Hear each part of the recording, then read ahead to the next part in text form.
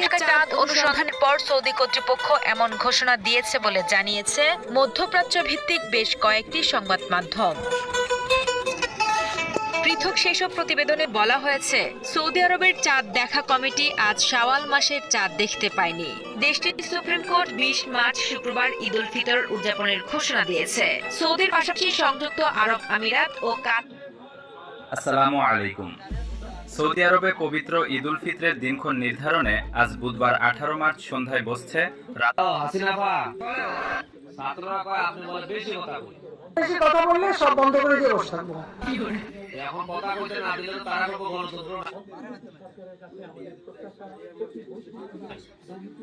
বাংলাদেশে আজ গণতন্ত্র আছে।